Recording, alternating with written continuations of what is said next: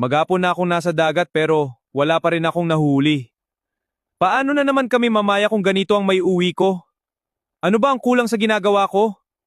Tirso, wala na tayong bigas at wala na rin tayong pambili para bukas. Manghuli ako ngayon at gagawin ko ang lahat para may uwi. Araw-araw mo nang ginagawa yan pero hirap pa rin tayo hanggang ngayon. Hindi ko naman pinipili na ganito ang buhay natin ngayon. Alam ko pero napapagod na rin akong puro problemang iniisip. Kunti pa, Cora, baka bumbawi rin ang dagat sa atin. Si Alfon mangingisda rin pero maayos ang bahay at buhay nila. Huwag mo naman ako ikumpara sa kanya sa bawat pagkakataon.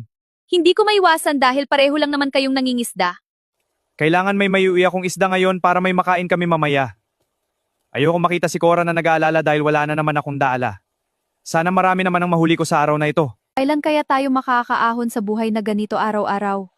Gusto ko lang naman na hindi na tayo laging nag-aalala. Sana totoo ang mga pangako ni Tirso. Kanina pa nakababad ang lambat ko pero wala pa rin ako nakukuha. Sana naman may mahuli ako bago ako umuwi mamaya. Hindi pwedeng wala na naman akong dalang isda. Siya na naman ang mangingisdang lagi kong nakikita rito. Halos araw-araw siyang pumapalaot pero kulang pa rin ang nahuhuli niya. Nakakaawa naman siya. Ito lang ang nahuli ko mula kaninang umaga. Hindi na naman ito sasapat para sa amin. Ano na lang sasabihin ko kay Cora? Kanina ko pa siya pinapanood pero wala pa rin siyang nahuhuli. Kaya siguro lagi siyang umuuwi na kulang ang dala niya. Nakakaawa naman siya. Hindi ko na kayang panoorin siyang umuuwi ng walang huli. Mabuti siyang tao at ginagawa niya ang lahat para sa pamilya niya. Tutulungan ko siya bukas.